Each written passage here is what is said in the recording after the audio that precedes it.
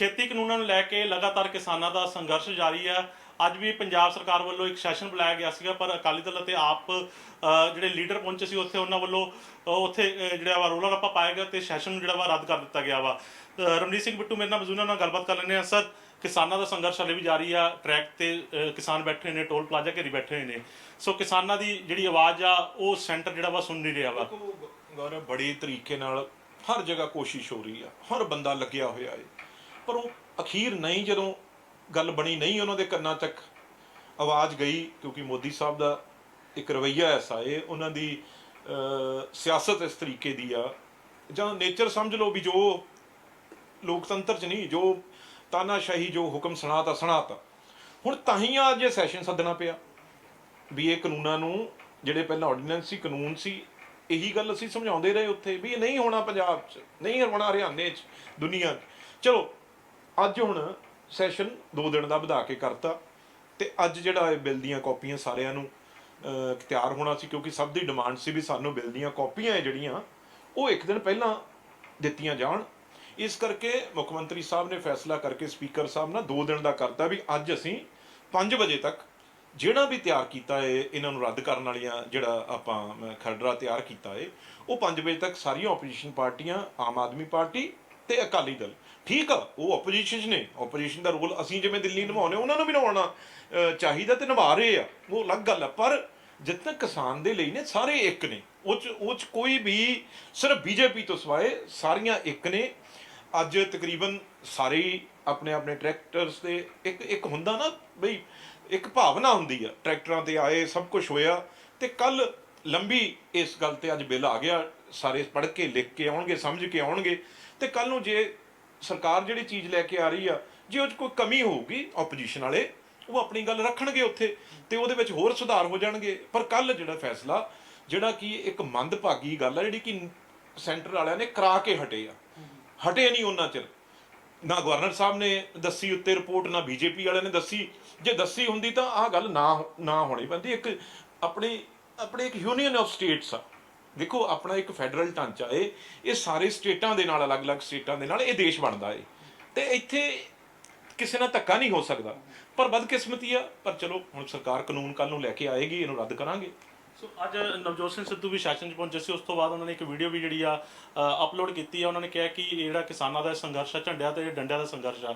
ਸੋ ਉਹਨਾਂ ਨੇ ਕੈਪਟਨ ਅਮਰਿੰਦਰ ਸਿੰਘ ਦਾ ਨਾਮ ਲਏ ਬਿਨਾਂ ਉਹਨਾਂ ਤੇ ਜਿਹੜੀ ਆ ਭੜਾਸ ਵੀ ਕੱਢੀ। ਉਹਨਾਂ ਨੇ ਕਿਹਾ ਕਿ ਬਾਹਰਲੀ ਤਾਕਤਾਂ ਜਿਹੜੀਆਂ ਵਾ ਇਸ ਕਿਸਾਨਾਂ ਦੇ ਅੰਦੋਲਨ ਨੂੰ ਭੜਕਾਉਣ ਦੀ ਜਿਹੜੀ ਕੈਪਟਨ ਅਮਰਿੰਦਰ ਸਿੰਘ ਗੱਲ ਕਰਦੇ ਨੇ, ਉਹ ਕੈਪਟਨ ਅਮਰਿੰਦਰ ਸਿੰਘ ਭੜਕਾਉਣ ਨਾ, ਬਲਕਿ ਕਿਸਾਨਾਂ ਦਾ ਸਾਥ ਦੇਣ, ਕਿਸਾਨਾਂ ਦੇ ਸੰਘਰਸ਼ ਨੂੰ ਜਿਹੜਾ ਵਾ ਮਸਲਾ ਉਹਨਾਂ ਦਾ ਹੱਲ ਕਰਕੇ ਦੇਣ। ਦੇਖੋ ਜਿਹੜੀ ਇਹੋ ਜਿਹੀਆਂ ਗੱਲਾਂ ਨੇ, ਦੇਖੋ ਮੈਂ ਬਾਰ-ਬਾਰ ਕਿਹਾ, ਫਿਰ ਮੈਂ ਕਹਿਣਾ, ਮੈਂ ਉਈਓ ਨਹੀਂ ਕੋਈ ਮੈਨੂੰ ਮੈਂ ਕਿਤੇ ਮੈਂ ਕੋਈ ਡਰ ਕੇ ਕਹਿ ਰਿਹਾ ਜਾਂ ਮੈਨੂੰ ਕੋਈ, ਇਹ ਨਹੀਂ, ਸਤਿਕਾਰਯੋਗ ਨੇ।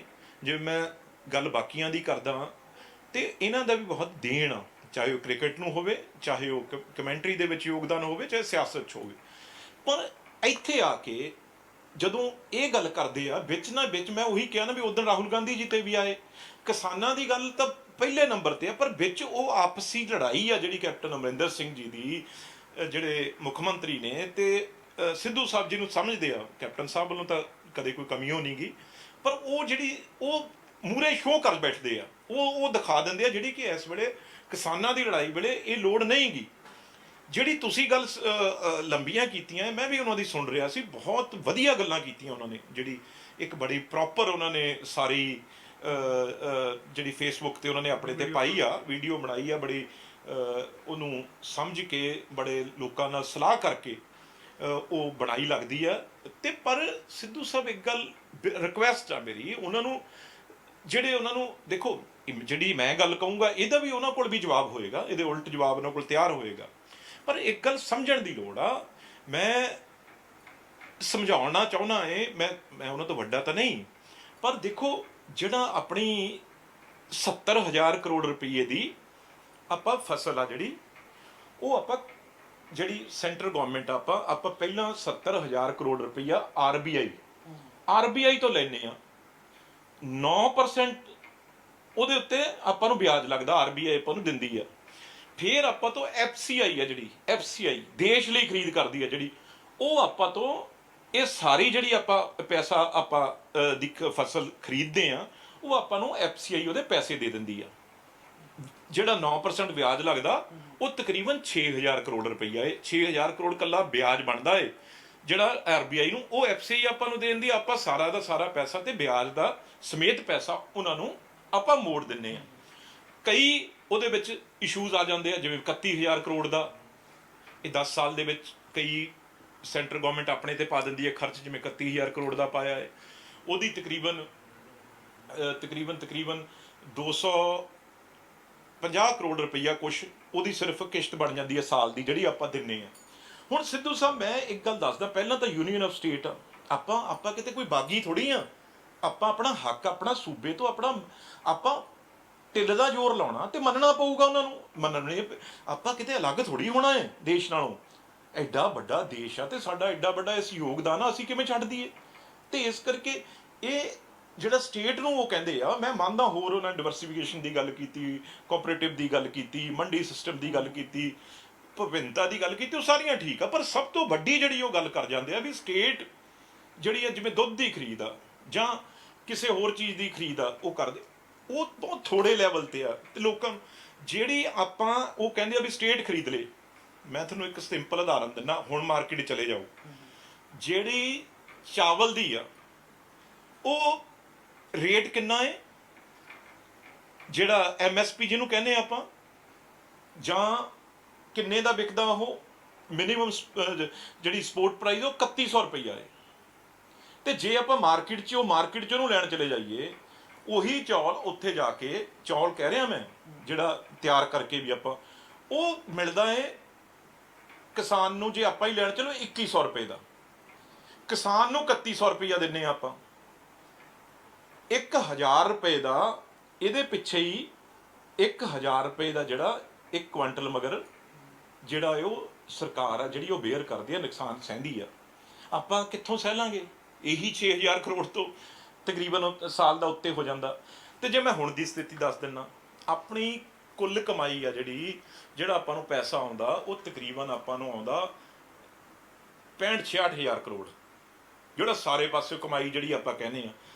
ਉਹਦੇ ਵਿੱਚੋਂ ਸਿੱਧੀ 22000 ਕਰੋੜ ਸੈਲਰੀ ਤਨਖਾਹਾਂ ਚਲੀਆਂ ਜਾਂਦੀਆਂ, 21000 ਕਰੋੜ ਰੁਪਈਆ ਜਿਹੜਾ ਆਪਾਂ ਪੈਸਾ ਲਿਆ ਹੋਇਆ ਉਹ ਵਿਆਜ ਉਹਦੀਆਂ ਕਿਸ਼ਤਾਂ ਚਲੀਆਂ ਜਾਂਦੀਆਂ 21 ਤੇ 22। ਉਦੋਂ ਬਾਅਦ 10000 ਕਰੋੜ ਰੁਪਈਆ ਕੱਲਾ ਆਪਾਂ ਜਿਹੜੇ ਰਿਟਾਇਰਡ ਹੀ ਲੋਕ ਨੇ ਆਪਣੇ, ਆਪਾਂ ਉਹਨਾਂ ਦੀ ਪੈਨਸ਼ਨ ਦਿੰਨੇ ਆ। 6000 ਕਰੋੜ ਰੁਪਈਆ 6000 ਕਰੋੜ ਆਪਾਂ ਜਿਹੜੀ ਬਿਜਲੀ ਫ੍ਰੀ ਦਿੰਨੇ ਆ ਕਿਸਾਨਾਂ ਨੂੰ, ਜਿਹੜੀ ਪਾਵਰ ਫ੍ਰੀ ਦਿੰਨੇ ਆ, 6000 ਕਰੋੜ ਰੁਪਈਆ ਆਪਣਾ ਉਧਰ ਚਲੇ ਜਾਂਦਾ। 2.5 ਕਰੋੜ ਰੁਪਈਆ ਆਪਣਾ ਵਿਡੋਜ਼ ਜਿਹੜੀਆਂ ਵਿਧਵਾਵਾਂ ਨੇ ਉਹਨਾਂ ਦੀ ਪੈਨਸ਼ਨਾਂ ਚਲੇ ਜਾਂਦਾ।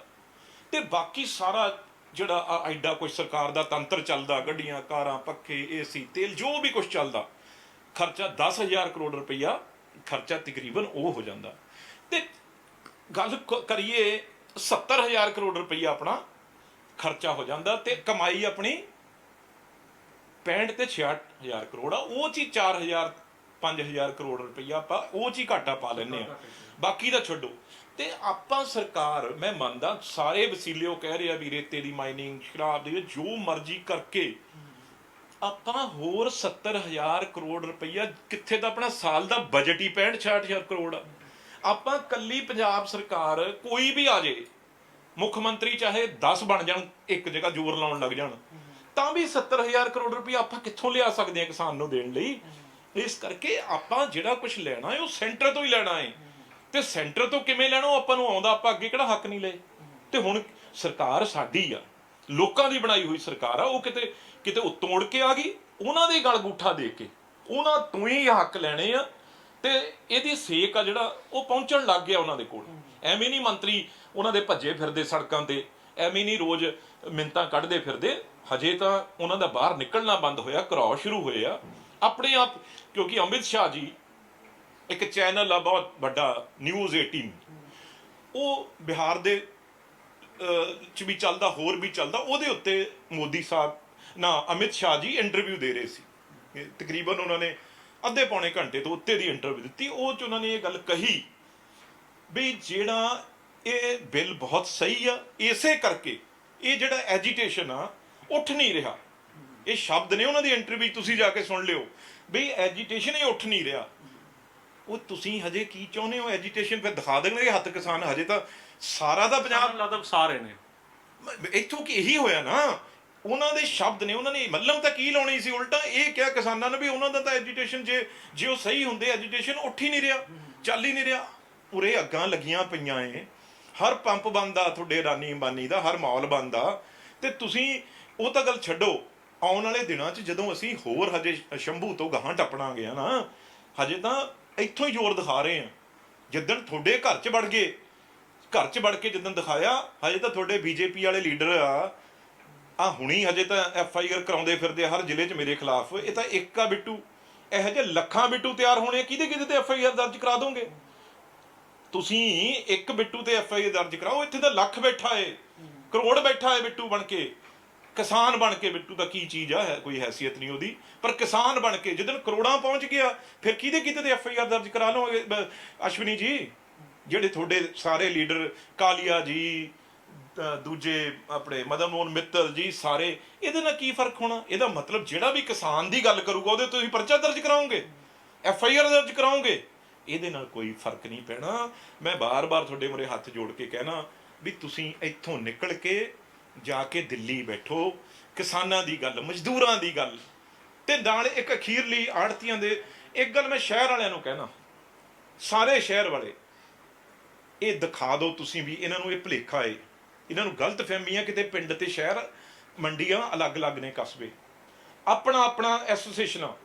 ਮੇਰੀ ਬੇਨਤੀ ਹੈ, ਆਪਣੀ ਐਸੋਸੀਏਸ਼ਨ, ਕੋਈ ਕਿਤਾਬਾਂ ਐਸੋਸੀਏਸ਼ਨ ਆ, ਕੋਈ ਗੁੜ ਮੰਡੀ ਆ, ਕੋਈ ਆਪਣੀ ਜਿਹੜੀ ਅਲੱਗ-ਅਲੱਗ ਜਿਵੇਂ ਵੀ ਕੋਈ ਸੁਨਿਆਰਾ ਐਸੋਸੀਏਸ਼ਨ ਆ, ਵੱਡੇ ਕਾਰੋਬਾਰ ਦੀਆਂ ਐਸੋਸੀਏਸ਼ਨ ਨੇ, ਇੰਡਸਟਰੀ ਐਸੋਸੀਏਸ਼ਨ ਨੇ, ਬੜੀਆਂ ਸਾਰੇ ਮੂਹਰੇ ਆ ਕੇ, ਉਹ ਆ ਕੇ 2 ਘੰਟੇ ਦਾ, ਚਾਹੇ ਮੈਂ ਮੰਨਦਾ ਕਰੋਨਾ 'ਚ ਪਹਿਲਾਂ ਹੀ ਬਹੁਤ ਦੁਕਾਨਦਾਰਾਂ ਦਾ ਨੁਕਸਾਨ ਹੋ ਚੁੱਕਿਆ ਏ, ਪਰ ਤੁਸੀਂ ਆਪਣੇ ਵੱਲੋਂ ਆਪਣਾ ਚਾਹੇ ਇਕੱਠੇ ਹੋ ਕੇ ਮੈਮੋਰੈਂਡਮ ਲਿਖੋ, ਚਾਹੇ 2 ਘੰਟੇ ਦਾ ਆਪਣਾ ਉਹਨਾਂ ਦੇ ਹੱਕ 'ਚ ਬੰਦ ਕਰਕੇ, ਐਜੀਟੇਸ਼ਨ ਕਰਕੇ, ਜੋ ਵੀ ਤੁਹਾਡਾ ਸ਼ਹਿਰ ਦਾ ਤਰੀਕਾ, ਪਰ ਇੱਕ ਦਿਖਣੇ ਚਾਹੀਦੇ ਆਪਾਂ ਇਸ ਗੱਲ ਤੇ। ਉਹ ਕਿਤੇ ਨਾ ਕਿਤੇ ਬਿਆਨ ਦਿੰਦੇ ਨੇ ਵੀ ਨਹੀਂ ਜੀ ਪਿੰਡਾਂ ਵਾਲੇ ਹੀ ਨੇ, ਸ਼ਹਿਰਾਂ ਵਾਲੇ ਕੋਈ ਨਹੀਂ ਗੇ, ਇਹ ਤਾਂ ਇੱਕ ਲੜਾਈ ਦੋਨਾਂ 'ਚ ਕਰਾਉਣਾ ਚਾਹੁੰਦੇ ਨੇ। ਪਰ ਤੁਸੀਂ ਡਟ ਕੇ, ਸ਼ਹਿਰ ਵਾਲੇ ਖਾਸ ਤੌਰ ਤੇ, ਸਾਰੀਆਂ ਐਸੋਸੀਏਸ਼ਨਾਂ ਜਿੰਨੀਆਂ ਵੀ ਨੇ ਅਲੱਗ-ਅਲੱਗ ਬਣੀਆਂ ਹੋਈਆਂ, ਚਾਹੇ ਉਹ ਕਿਸੇ ਦੀ ਕਾਰੋਬਾਰੀਆਂ ਦੀਆਂ ਹੋਣ, ਡਟ ਕੇ ਉਹਨਾਂ ਦੇ ਨਾਲ ਖੜੋ ਤੇ ਐਲਾਨ ਕਰਕੇ ਖੜੋ ਵੀ ਆਹ ਦਿਨ ਅਸੀਂ ਤੁਹਾਡੇ ਨਾਲ ਖੜਾਂਗੇ, ਦੱਸੋ ਸਾਨੂੰ ਕੀ ਸੇਵਾ ਲਾਉਂਦੇ ਹੋ। ਇਹ ਬਹੁਤ ਅਤੀ ਜ਼ਰੂਰੀ ਹੈ। ਬਿੱਟੂ ਜੀ, ਮੇਰਾ ਸਿੱਧੂ ਤੇ ਉਹੀ ਸਵਾਲ ਹੈ ਕਿ ਤੁਸੀਂ ਸਿੱਧੂ ਦਾ ਸਵਾਲ ਦਾ ਜਵਾਬ ਨਹੀਂ ਦਿੱਤਾ। ਸਿੱਧੂ ਸਾਹਿਬ ਕਹਿੰਦੇ ਕਿ ਕੈਪਟਨ ਅਮਰਿੰਦਰ ਸਿੰਘ ਦਾ ਨਾਮ ਲਏ ਬਿਨਾਂ ਉਹਨਾਂ ਨੇ ਕਿਹਾ ਸੀਗਾ ਕਿ ਇਹ ਝੰਡਿਆਂ ਤੇ ਡੰਡਿਆਂ ਦਾ ਸੰਘਰਸ਼ ਆ, ਵਿਦੇਸ਼ੀ ਤਾਕਤਾਂ ਦਾ ਵਿੱਚ ਕੋਈ ਇਨਵੋਲਵ ਨਹੀਂ ਹੈਗਾ। ਸਰਕਾਰ, ਕੈਪਟਨ ਅਮਰਿੰਦਰ ਸਿੰਘ ਕਹਿ ਰਹੇ ਨੇ ਕਿ ਵਿਦੇਸ਼ੀ ਤਾਕਤਾਂ ਜਿਹੜਾ ਮਾਹੌਲ ਖਰਾਬ ਕਰ ਸਕਦੀਆਂ ਨੇ। ਤੁਸੀਂ ਇਸ ਨੂੰ ਕਿਸ ਤਰ੍ਹਾਂ ਦੇ ਦਿਓ? ਕਹਿੰਦੇ ਕਿ ਕਿਸਾਨਾਂ ਦੇ ਸੰਘਰਸ਼ ਨੂੰ ਖਰਾਬ ਨਾ ਕੀਤਾ ਜਾਵੇ, ਇਹਨਾਂ ਦਾ ਹੱਲ ਕੀਤਾ ਜਾਵੇ। ਦੇਖੋ ਗੱਲ ਇਹ ਹੈ, ਕੈਪਟਨ ਅਮਰਿੰਦਰ ਸਿੰਘ ਜੀ ਇਸ ਵੇਲੇ ਸਾਡੇ ਮੁੱਖ ਮੰਤਰੀ ਨੇ, ਜਿੰਨੀ ਇਨਪੁਟਸ ਉਹਨਾਂ ਕੋਲ ਨੇ, ਚਾਹੇ ਪੁਲਿਸ ਦੀਆਂ ਹੋਣ, ਚਾਹੇ IB ਦੀਆਂ ਹੋਣ, ਚਾਹੇ ਇੰਟੈਲੀਜੈਂਸ ਦੀਆਂ ਹੋਣ, ਉਹਨਾਂ ਨੂੰ ਪਤਾ ਹੈ ਨਾ, ਉਹ ਸੀਟ ਤੇ ਬੈਠੇ ਨੇ ਵੀ ਕਿਹੜਾ ਇਸ ਮੌਕੇ ਤੇ, ਜਦੋਂ ਬਰਗਾੜੀ ਦੀ ਗੱਲ ਆਈ ਸੀ, ਕਿਸ ਤਰੀਕੇ ਨਾਲ ਤਾਕਤਾਂ ਲੱਗੀਆਂ ਸੀ ਅੰਦਰੋਂ। ਹੁਣ ਵੀ ਉਹ ਤਾਕਤਾਂ, ਮੈਂ ਨਾਂ ਨਹੀਂ ਲਊਂਗਾ, ਤੁਹਾਡੇ ਮੂਹਰੇ ਆ, ਜਿਹੜੇ ਬਾਹਰਲੇ ਚੈਨਲ ਬਹੁਤ ਚੱਲ ਰਹੇ ਆ, ਉਹਨਾਂ ਦੇ ਉੱਤੇ ਆ ਕੇ ਇੱਕ ਕੋਸ਼ਿਸ਼ ਕੀਤੀ ਜਾ ਰਹੀ ਆ ਵੀ ਸੈਂਟਰ ਸਰਕਾਰ ਨੂੰ ਇਹ ਕਿਹਾ ਜਾ ਰਿਹਾ ਹਿੰਦੂ, ਤੇ ਸਿੱਖ ਬਣਾਏ ਜਾ ਰਹੇ ਆ ਕਿਸਾਨ ਪੰਜਾਬੀ। ਉਹਨਾਂ ਦਾ ਮਤਲਬ ਇਹ ਆ, ਇਹ ਐਡਾ ਬੜਾ, ਤੁਸੀਂ ਪਿਛਲੇ ਦਿਨਾਂ 'ਚ ਦੇਖੋਗੇ ਬੜੇ ਆਰਟਿਸਟ, ਬੜੇ ਮਾਹਿਰ ਨੇ ਜਿਹੜੇ ਕਈ, ਉਹ ਸਿੱਖ ਤੇ ਹਿੰਦੂ ਦੀ ਲੜਾਈ ਬਣਾਉਣ ਦੀ ਕੋਸ਼ਿਸ਼ ਕਰ ਰਹੇ ਆ ਵੀ ਕਿਸਾਨ ਦਾ ਐਜੀਟੇਸ਼ਨ ਫੇਲ ਹੋ ਜੇ। ਉਹ ਇਹ ਗੱਲ ਕਰ ਰਹੇ ਆ ਵੀ ਗੁਰੂ ਮਹਾਰਾਜ ਜੀ ਤੇ ਸਭ ਦੇ ਲਈ ਸੀ, ਕਿਸੇ ਹਿੰਦੂ, ਸਿੱਖ, ਮੁਸਲਿਮ, ਈਸਾਈ ਨਹੀਂ। ਗੁਰੂ ਤਾਂ ਸਾਡੇ 10 ਦੇ 10 ਗੁਰੂ ਨੇ ਜਿਹੜੇ, ਉਹ ਤਾਂ ਮਾਨਵਤਾ ਲਈ ਸੀ। ਤੇ ਕਿਤੇ ਨਾ ਕਿਤੇ ਕੋਸ਼ਿਸ਼ ਹੋ ਰਹੀ ਆ ਵੀ ਕਿਸ ਤਰੀਕੇ ਨਾਲ ਉਹਨਾਂ ਨੇ ਉਸ ਵੇਲੇ ਹਿੰਦੂਆਂ ਨੂੰ ਬਚਾਇਆ। ਅੱਜ ਦੇਖੋ ਉਹ ਹਿੰਦੂ ਨੇ ਜਿਹੜੇ ਮੋਦੀ ਹੁਣੀ, RSS ਵਾਲੇ, ਉਹਨਾਂ ਨੂੰ ਇਹ ਬਣਾ ਕੇ, ਇਹੀ ਡਰ ਸੀ, ਇਹ ਡਰ ਸੀਗਾ ਪਹਿਲਾਂ ਹੀ, ਤੇ ਉਹੀ ਗੱਲ ਸ਼ੁਰੂ ਹੋ ਗਈ ਵੀ ਕਿਸਾਨਾਂ ਨੂੰ, ਮਜ਼ਦੂਰਾਂ ਨੂੰ, ਉਹਨਾਂ ਨੂੰ ਸਿੱਖ ਬਣਾਇਆ ਜਾ ਰਿਹਾ, ਚਾਹੇ ਉਹ ਕਿਸੇ ਵੀ ਜਾਤ ਬਰਾਦਰੀ ਦੇ ਹੋਣ, ਵੀ ਸਿੱਖ ਵਰਸਸ ਸੈਂਟਰ ਮਤਲਬ ਹਿੰਦੂ, ਉਹ ਲੜਾਈ ਬਣਾਉਣ ਦੀ ਕੋਸ਼ਿਸ਼ ਕੀਤੀ ਆ। ਉਹ ਕੈਪਟਨ ਅਮਰਿੰਦਰ ਸਿੰਘ ਜੀ ਬਾਰ-ਬਾਰ ਕਹਿ ਰਹੇ ਆ, ਜਿਹੜੀਆਂ ਉਹਨਾਂ ਕੋਲ ਰਿਪੋਰਟਾਂ ਨੇ, ਇਸ ਗੱਲ ਤੋਂ ਬਚਣ ਦੀ ਲੋੜ ਆ। ਤੇ ਜਿਹੜੇ ਵੀ ਮੰਚਾਂ ਤੇ ਗੱਲ ਵੀ ਹੋ ਰਹੀ ਆ, ਚਾਹੇ ਉਹ NGOs ਨੇ, ਚਾਹੇ ਸਿੰਗਰ ਨੇ, ਚਾਹੇ ਬਹੁਤ ਮਹਾਨ ਹਸਤੀਆਂ ਜਿਹੜੀਆਂ ਇਸ ਲੜਾਈ 'ਚ ਕੁੱਦ ਪਈਆਂ ਏ, ਜਿਹੜੀਆਂ ਕਦੇ ਘਰੋਂ ਨਹੀਂ ਨਿਕਲੇ ਸੀ ਬਾਹਰ, ਅੱਜ ਉਹ ਪਰ ਕਿਸਾਨ ਨਾਲ ਨਿਕਲ ਖੜੇ ਆ। ਪਰ ਮੇਰੀ ਬੇਨਤੀ ਆ ਵੀ ਉਹ ਇਹੋ ਜਿਹਾ ਕੋਈ ਵੀ ਬਰਾਦਰੀ, ਕਾਸਟ, ਭਾਈਚਾਰਾ, ਸਾਂਝ, ਮਜ਼ਹਬ ਉਹਦੇ ਉੱਤੇ ਕੋਈ ਗੱਲ ਨਾ ਕਰਨ, ਇੱਕ ਦੂਜੇ ਨੂੰ ਉਸ ਚੀਜ਼ ਨਾਲ ਨਾ ਵੰਡਣ। ਸਰਕਾਰ ਨਾਲ ਲੜਾਈ ਆ, ਉਹ ਸਰਕਾਰ ਦੇ ਵਿੱਚ ਉਹ ਸਰਕਾਰ ਹਿੰਦੂ, ਸਿੱਖ, ਮੁਸਲਿਮ ਸਭ ਦੀ ਬਣਾਈ ਹੁੰਦੀ ਆ, ਕਿਸੇ ਇੱਕ ਦੀ ਨਹੀਂ ਬਣਾਈ ਹੁੰਦੀ। ਤੇ ਇਹ ਵੀ ਲੜਾਈ, ਇਹ ਜ਼ਮੀਨਾਂ, ਇਹ ਆੜਤੀਏ, ਇਹ ਮਜ਼ਦੂਰ, ਇਹ ਬਾਕੀ ਦੁਕਾਨਦਾਰ ਸਾਰੀਆਂ ਜਾਤਾਂ ਬਰਾਦਰੀਆਂ ਦੇ ਨੇ। ਇਸ ਕਰਕੇ ਇਹਨੂੰ ਜਿਹੜੀ ਤੁਸੀਂ ਗੱਲ ਕਹਿ ਰਹੇ ਹੋ, ਕਿਤੇ ਨਾ ਕਿਤੇ ਉਹਦੇ ਵਿੱਚ ਉਹ ਮਿਕਸ ਕਰ ਰਹੇ ਆ। ਤੇ ਕੈਪਟਨ ਅਮਰਿੰਦਰ ਸਿੰਘ ਨੂੰ ਇਹ ਗੱਲ ਪਤਾ ਹੈ, ਕਿਉਂਕਿ ਸਿੱਧੂ ਸਾਹਿਬ ਜਾਂ ਅਸੀਂ ਥੋੜੀ ਸਰਕਾਰ ਚ, ਇਹ ਕੈਪਟਨ ਸਾਹਿਬ ਨੂੰ ਪਤਾ ਹੈ ਵੀ ਇਹ ਤਾਕਤਾਂ ਲੱਗੀਆਂ ਹੋਈਆਂ ਇਹ ਪਾੜ ਪਾਉਣ ਨੂੰ। ਐਨਆਈਏ ਟੀਮ ਵੀ ਲਗਾਤਾਰ ਪੰਜਾਬ ਦੇ ਵਿੱਚ ਛਾਪੇਮਾਰੀਆਂ ਕਰ ਰਹੀਆਂ ਨੇ, ਕਿਸ ਤਰ੍ਹਾਂ ਦੇਖਦੇ ਹੋ ਉਸ ਨੂੰ? ਨਹੀਂ, ਉਹ ਤਾਂ ਚਲੋ ਹਰ ਚੀਜ਼ਾਂ ਉਹ ਚੱਲਦੀਆਂ ਵੀ ਰਹਿੰਦੀਆਂ ਨੇ, ਉਹ ਤਾਂ ਲਗਾਤਾਰ ਚੱਲਦੀਆਂ, ਕਿਉਂਕਿ ਉਹ ਰੈਫਰੈਂਡਮ ਵਾਲੇ ਆਪਣਾ ਲੱਗੇ ਹੋਏ ਨੇ ਵਿੱਚ, ਥੋੜਾ ਬਹੁਤਾ ਉਹ ਫੇਲ ਹੋ ਗਿਆ ਉਹਨਾਂ ਦਾ ਕੰਮ, ਕੋਈ ਉਹ 'ਚ ਕੋਈ ਰੌਲਾ ਨਹੀਂ। ਉਹ ਤਾਂ ਐਨਆਈ ਨੇ, ਕਿਉਂਕਿ ਬਹੁਤ ਐਸੇ ਜਦੋਂ ਆ ਭੀੜ ਦਾ ਸਮਾਂ ਹੁੰਦਾ ਨਾ, ਜਿਵੇਂ ਹੁਣ ਕਰੋਨਾ ਹੋ ਕੇ ਹਟਿਆ, ਮਹਾਮਾਰੀ ਹੋਈ ਆ, ਕੰਮ ਫੇਲ ਹੋਏ ਪਏ ਆ, ਬਹੁਤ ਵੱਡੇ ਗਰੁੱਪ ਨੇ ਜਿਹੜੇ ਲੁੱਟਾਂ ਖੋਹਾਂ ਦੀਆਂ ਵਾਰਦਾਤਾਂ, ਇੱਕ ਦੂਜੇ ਨੂੰ ਮਾਰਨ ਮਰਾਉਣ ਲੱਗੇ ਹੋਏ ਨੇ। ਇਹਦੇ ਮਤਲਬ ਇਹ ਕਰੋਨਾ ਦੀ ਆੜ ਦੇ ਵਿੱਚ ਕਈ ਕੰਮ ਚੱਲ ਰਹੇ ਨੇ, ਉਹ ਏਜੰਸੀਆਂ ਜਾਂ ਐਨਆਈਏ ਜਿਹੜੀ ਉਹ ਚੀਜ਼ਾਂ ਨੂੰ ਕਵਰ ਕਰਨ ਲੱਗੀਆਂ ਹੋਈਆਂ। ਪਰ ਕਿਸਾਨ ਦਾ ਝੰਡਾ ਇੱਕ ਝੰਡਾ ਹੋਣਾ ਚਾਹੀਦਾ, ਸਾਰੇ ਉਸ ਝੰਡੇ, ਉਸ ਹਰੇ ਝੰਡੇ ਖਾਤਰ ਇੱਕ ਕਿਸਾਨ ਦੇ ਝੰਡੇ ਥੱਲੇ ਇਕੱਠੇ ਹੋ ਕੇ ਸਭ ਨੂੰ ਚੱਲਣਾ ਚਾਹੀਦਾ। ਤੇ ਬੀਜੇਪੀ ਵਾਲਿਆਂ ਦੀਆਂ ਹਜੇ ਵੀ ਸਮਝ ਜਾਣ। ਹੁਣ ਲੁਧਿਆਣੇ ਆਏ ਸੀ, ਕਿਸ ਤਰੀਕੇ ਨਾਲ ਕਿਸਾਨ ਬੈਠਾ ਸੀ 5 ਸਟਾਰ ਹੋਟਲ 'ਚ ਵੜ ਕੇ, ਉਹਦੇ ਵਿੱਚ ਤੁਸੀਂ ਵੀ ਉੱਥੇ ਹੀ ਸਾਰੇ ਪ੍ਰੈਸ ਵਾਲੇ ਸੀ, ਤੇ 4 ਬੰਦੇ, ਮੈਂ ਤਾਂ ਜਾਣਦਾ ਨਹੀਂ ਕਿਹਨੂੰ, ਪਤਾ ਨਹੀਂ ਕਿਹਨੂੰ ਜੁਆਇਨ ਕਰਾਇਆ ਉਹਨਾਂ ਨੇ, ਕੋਈ ਹੁਣ ਚਲੋ ਉਹਨਾਂ ਬਾਰੇ ਮੈਂ ਲਲਕਾਰ ਵੀ ਦਿੱਤੀ, ਜਿੱਥੇ ਜਿਹੜੇ ਅਸ਼ਵਨੀ ਸ਼ਰਮਾ ਉਹਨਾਂ ਨੇ ਲਲਕਾਰ ਵੀ ਦਿੱਤੀ ਕਿ ਤੁਹਾਡੇ ਹਲਕੇ ਦੇ ਵਿੱਚ ਆਇਆ ਵਾ, ਤੁਸੀਂ ਜਿੱਥੇ ਆਉਣਾ ਚਾਹੁੰਦੇ ਮੈਂ ਉੱਥੇ ਆ ਜਾਣਾ। ਨਹੀਂ, ਹੁਣ ਤੁਸੀਂ ਹੁਣ ਕਿਸੇ ਪਿੰਡ 'ਚ ਆਓ ਤਾਂ ਮੰਨਣਾ ਤੁਹਾਨੂੰ ਮੈਂ, ਕਿਸੇ ਪਿੰਡ 'ਚ ਆਓ ਤੇ ਤੁਸੀਂ ਸ਼ਹਿਰ 'ਚ ਨਹੀਂ, ਸ਼ਹਿਰ ਵੀ ਇੱਕੋ ਹੀ ਗੱਲ ਆ, ਪਰ ਉਹ ਤਾਂ ਇੱਕ ਬਹੁਤ ਬੜੀਆਂ ਕੰਧਾਂ ਜਿਹੜੀਆਂ ਮਹਾਰਾਜਾ, ਤੁਹਾਨੂੰ ਪਤਾ ਹੀ ਆ ਆਪਣਾ ਕਿੱਡਾ ਵੱਡਾ ਹੋਟਲ ਰੈਸਟੋਰੈਂਟ ਆ, ਉਹਦੀਆਂ 4 ਦੀਵਾਰੀ ਦੇ ਵਿੱਚ ਸਪੀਕਰ ਅੰਦਰ ਲਾ ਕੇ, ਜਿਹਦੀ ਆਵਾਜ਼ ਬਾਹਰ ਵੀ ਨਹੀਂ ਆਉਂਦੀ ਸੀ ਕੀ ਬੋਲਦੇ ਆ, ਤੇ ਉਹ 4 ਦੀਵਾਰੀ 'ਚ ਬਹਿ ਕੇ ਉੱਥੋਂ ਹੀ ਮੁੜ ਗਿਆ। ਤੇ ਬਾਹਰ ਤੁਸੀਂ ਦੇਖਿਆ ਜਿਹੜੀਆਂ ਬਖਤਰਬੰਦ ਗੱਡੀਆਂ ਹੁੰਦੀਆਂ, ਜਿਹੜੀਆਂ ਤਿਆਰ ਖੜੀਆਂ ਸੀ ਬਾਹਰ, ਵੀ ਪਤਾ ਨਹੀਂ ਕਿੱਡਾ ਵੱਡਾ ਕੋਈ ਹਮਲਾ ਹੋ ਜਾਣਾ, ਉਹ ਗੱਡੀ 'ਚ ਬਿਠਾ ਕੇ ਲੈ ਕੇ ਉਸ ਗੱਡੀ 'ਚੋਂ ਕੱਢੇ ਆ ਉਹ। ਤੇ ਇਸ ਕਰਕੇ ਮੈਨੂੰ ਲਲਕਾਰ ਦੱਸੋ ਉਹਨਾਂ ਨੇ, ਮੈਂ ਉਹਨਾਂ ਨੂੰ ਜਾਂ ਉਹਨਾਂ ਨੇ ਮੈਨੂੰ ਕੀ ਲਲਕਾਰਨਾ? ਉਹ ਤਾਂ ਗੱਲਾਂ, ਇਹ ਪੋਲੀਟੀਕਲ ਗੱਲਾਂ ਹੈ, ਇਹਦੇ ਵਿੱਚ ਕੋਈ ਸਾਡੀ ਕੋਈ ਦੁਸ਼ਮਣੀ ਥੋੜੀ ਆ ਇਸ ਵੇਲੇ। ਪਰ ਲਲਕਾਰ ਉਹਨਾਂ ਨੂੰ ਇਹ ਆ ਵੀ ਕਿਸਾਨ ਦੀ ਗੱਲ ਕਰੋ, ਕਿਸਾਨ ਦੇ ਹੱਕ 'ਚ ਖੜੋ। ਬਾਕੀ ਤੁਹਾਡੇ ਮੂਹਰੇ ਹੀ ਆ ਜੋ ਹੋ ਰਿਹਾ। ਹੁਣ ਮੈਨੂੰ ਇਹ ਕਹਿਣ ਦੀ ਲੋੜ ਆ, ਕਿਤੇ ਮੀਡੀਆ ਦੇ ਸਾਹਮਣੇ ਆ ਨਾ, ਕਿਤੋਂ ਗੱਡੀ 'ਚੋਂ ਬਾਹਰ ਤਾਂ ਨਿਕਲ ਨਹੀਂ ਸਕ ਰਹੇ, ਘਰੋਂ ਬਾਹਰ ਨਿਕਲ ਨਹੀਂ ਸਕ ਰਹੇ, ਐਦੋਂ ਵੱਧ ਬੇਸ਼ਰਮੀ ਕੀ ਹੋਏਗੀ ਫਿਰ? ਹਜੇ ਵੀ ਦਿੱਲੀ ਵੱਲ ਨੂੰ ਮੂੰਹ ਨਹੀਂ ਕਰਦੇ। ਹੁਣ ਉਹ ਜਾਣ ਕੇ ਚਾਹੁੰਦੇ ਨੇ ਕੋਈ ਉਹਨਾਂ ਨਾਲ ਵੱਡੀ ਕੋਈ ਐਸੀ ਗੱਲ ਹੋਵੇ, ਕਿਉਂ ਪੰਜਾਬ ਦਾ ਤੇ ਆਪ ਦਾ ਨੁਕਸਾਨ ਕਰਾਉਨੇ ਆ? ਤੁਸੀਂ ਕਿਸਾਨ ਦੇ ਹੱਕ 'ਚ ਖੜੋ, ਤੁਸੀਂ ਪੰਜਾਬੀ ਪਹਿਲਾਂ ਹੋ ਯਾਰ। ਬੀਜੇਪੀ ਵਾਲੀ ਗੱਲ ਬਾਅਦ 'ਚ ਆ ਜਾਂਦੀ ਆ, ਬੀਜੇਪੀ ਵਾਲਿਆਂ ਨੂੰ ਸਮਝਾ ਲਿਓ ਜਾ ਕੇ ਉੱਥੇ। ਇਸ ਵੇਲੇ ਮੌਕਾ ਤਾਂ ਜ਼ਿੰਦਗੀ 'ਚ ਕਦੇ ਮੌਕਾ ਆਉਂਦਾ ਏ, ਸਦੀਆਂ ਬਾਅਦ। ਤੁਸੀਂ ਇਸ ਵੇਲੇ ਆਪਣੇ ਪੰਜਾਬ ਨਾਲ ਖੜੇ ਹੋ, ਤੁਹਾਨੂੰ ਕੀ ਕਿਸੇ ਨਾਲ ਮਤਲਬ? ਦੇਖੋ, ਪਾਰਟੀਆਂ ਬਾਅਦ 'ਚ ਨੇ, ਪਹਿਲਾਂ ਸਾਨੂੰ ਆਪਣਾ ਪੰਜਾਬ ਆ, ਪੰਜਾਬ ਦੇ ਹੱਕ 'ਚ ਖੜੇ ਹੋ, ਪੰਜਾਬ ਦੇ ਨਾਲ ਖੜੇ ਹੋ। ਹੁਣ ਤੁਸੀਂ ਆਪ ਸਾਰੇ ਕਵਰ ਕਰਦੇ ਹੋ, ਕਿਹੜਾ ਕਾਂਗਰਸੀ ਆਏ ਮੈਨੂੰ ਦੱਸ ਦਿਓ। ਹੁਣ ਸਾਡੇ ਐਮਪੀ ਜਾ ਰਹੇ ਸੀ ਸਦੀਕ ਸਾਹਿਬ, ਹਜੇ ਕੀ ਕਿੱਡੀ ਮਹਾਨ ਹਸਤੀ ਆ, ਲੋਕਾਂ ਨੇ ਉਹਨਾਂ ਨੂੰ ਵੀ ਇਹ ਗੱਲ ਕਹੀ ਵੀ ਤੁਸੀਂ ਭਾਈ ਸਾਡੇ ਹੱਕ 'ਚ ਕਿਉਂ ਇਹ ਬਿੱਲ ਆਏ। ਇਸ ਕਰਕੇ ਉਹ ਗਲਤ ਗੱਲ ਕਰ ਰਹੇ ਆ ਵੀ ਇਹਦੇ ਪਿੱਛੇ ਕਾਂਗਰਸੀ ਨੇ ਜਾਂ ਕੋਈ ਹੋਰ ਪਾਰਟੀ ਹੈ। ਉਹ ਸਭ ਨੂੰ ਕਹਿ ਰਹੇ ਆ, ਰਾਜਾ ਵੜਿੰਗ ਸਾਹਿਬ ਗਏ, ਉਹਨਾਂ ਦਾ ਵਿਰੋਧ ਕੀਤਾ। ਤੇ ਇਸ ਕਰਕੇ ਇਹ ਨਹੀਂ ਗੱਲ ਹੈ, ਇਹ ਹੁਣ ਝੂਠ ਬੋਲਦੇ ਨੇ ਇਸ ਗੱਲ ਨਾਲ ਵੀ ਇਹ ਕਿਸਾਨ ਨਹੀਂ ਗੇ, ਇਹ ਕਾਂਗਰਸੀ ਨੇ। ਦੇਖੋ, ਇਹਦੇ ਨਾਲ ਹੋਰ ਨਫ਼ਰਤ ਵੱਧਦੀ ਹੈ, ਹੋਰ ਗੁੱਸਾ ਵੱਧਦਾ ਹੈ। ਇਸ ਕਰਕੇ ਜੈਨੂਅਨ ਕਿਸਾਨ ਆਪਣੀ ਮਾਂ ਲਈ, ਆਪਣੇ ਪੁੱਤ ਵਰਗੀ ਫਸਲ ਲਈ ਤੁਹਾਡੇ ਕੋਲ ਆ ਰਿਹਾ, ਤੇ ਤੁਹਾਤੋਂ ਹੱਕ ਲੈਣਾ ਇਹ ਬਿਲਕੁਲ ਅਸੀਂ ਸਟੇਟ ਗਵਰਨਮੈਂਟਸ ਨੇ ਜਿਹੜੀਆਂ, ਉਹ ਮੈਂ ਬਾਰ-ਬਾਰ ਕਿਹਾ ਵੀ ਸਾਰਾ ਦੇਸ਼ ਆ ਜਿਹੜਾ ਉਹ ਇੱਕ ਆ, ਤੇ ਜਿਹੜਾ ਪੰਜਾਬ ਦਾ ਹੱਕ ਆ ਉਹ ਤੁਹਾਤੋਂ ਲੈਣਾ ਐ ਥੋੜੀ ਹੋਊਗਾ। ਐ ਤਾਂ ਹੁਣ ਜਿਵੇਂ ਸਿੱਧੂ ਸਾਹਿਬ ਨੇ ਇਹ ਗੱਲ ਕਹੀ ਆ ਵੀ ਭਾਈ ਉਹ ਨਹੀਂ ਦਿੰਦੇ ਜਾਂ 2 ਸਾਲ ਬਾਅਦ 3 ਸਾਲ ਬੰਦ ਕਰ ਦੇਣਗੇ, ਇਹ ਤਾਂ ਇਹਦਾ ਕੀ ਹੱਲ ਆ? ਕੱਲ ਨੂੰ ਆਪਾਂ ਪਾਣੀ ਰੋਕ ਦਾਂਗੇ, ਭਾਖੜੇ ਤੋਂ ਆਪਾਂ ਬਿਜਲੀ ਬੰਦ ਕਰ ਦਾਂਗੇ, ਤੁਸੀਂ ਮੇਰੀ ਗੱਲ ਨੂੰ ਸਮਝੇ ਕਿ ਨਹੀਂ? ਇਹ ਸਟੇਟ ਹੈ, ਇਹੋ ਜਿਹਾ ਮੁਲਕ 'ਚ ਕੰਮ ਨਹੀਂ। ਆਪਣੇ ਆਪ ਉਹ ਜ਼ਿੰਮੇਵਾਰੀਆਂ ਉਹ ਸਮਝਣਗੇ, ਜਾਗਣਗੇ, ਉੱਠਣਗੇ ਤੇ ਸਾਨੂੰ ਜਗਾਉਣਾ ਆਉਂਦਾ ਉਹਨਾਂ ਨੂੰ।